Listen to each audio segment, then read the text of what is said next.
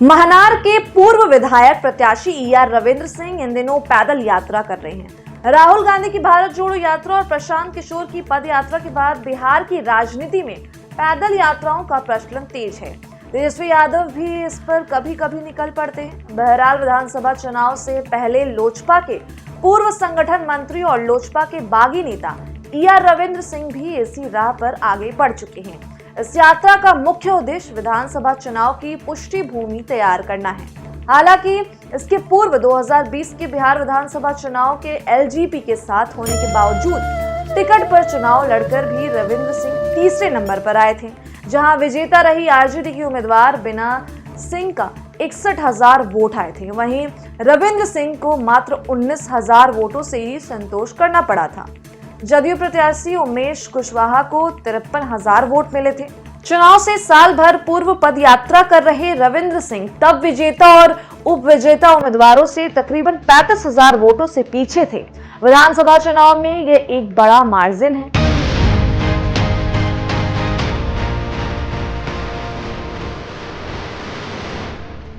अब बात करते हैं लोजपा से अनबन की। रविंद्र सिंह 2024 लोकसभा चुनाव में पहले चिराग पासवान के काफी करीबी और लोजपा के संगठन मंत्री हुआ करते थे।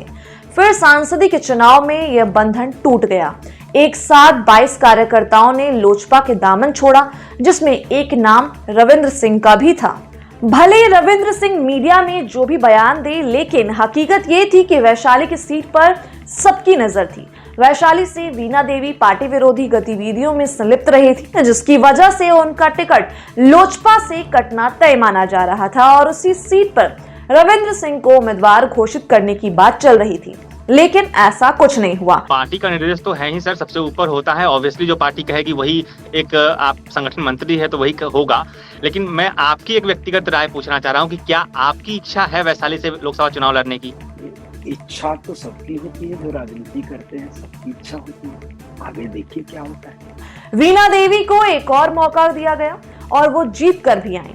रविंद्र सिंह को इसी दौरान हाजीपुर में भी चिराग पासवान का विरोध करते देखा गया। उन्होंने लोजपा पर सीट बेचने का आरोप लगाया। उन्होंने ये भी कहा कि हाजीपुर से परिवारवाद नहीं चलेगा, और तो और उन्होंने चिराग पासवान को हराने के लिए राजद के दलित नेता शिवचंद्र राम को जिताने के लिए भी कैंपेन किए, लेकिन शिवचंद्र राम लगभग 2.25 लाख वोटों से हार गए।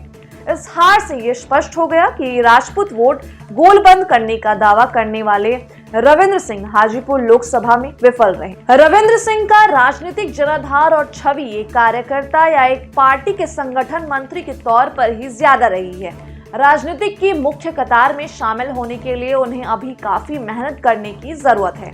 इस बार 2025 के बिहार विधानसभा चुनाव में शायद वो निर्दलीय उम्मीदवार हो और महनार में विफल निर्दलीय उम्मीदवार के प्रति कोई झुकाव ऐसे भी नजर नहीं आता। जाति समीकरण का झुकाव हम आपको बता ही चुके हैं। फिलहाल आपको क्या लगता है महनार का मूड? हमें कमेंट सेक्शन में जरूर बताइएगा। धन्यवाद।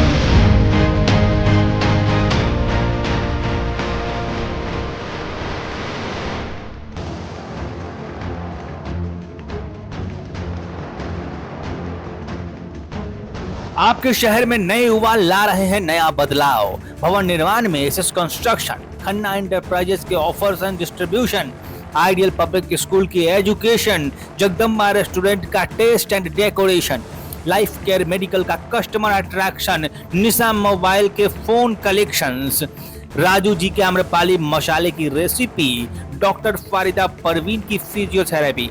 ये है शहर में अपने फील्ड के दिग्गज। आप भी बताइए, आप हैं किस फील्ड के दिग्गज, ताकि हम बता सकें अपने दर्शकों को। जुड़े प्रकाशवाणी के डिजिटल मीडिया प्लेटफॉर्म के साथ आज ही।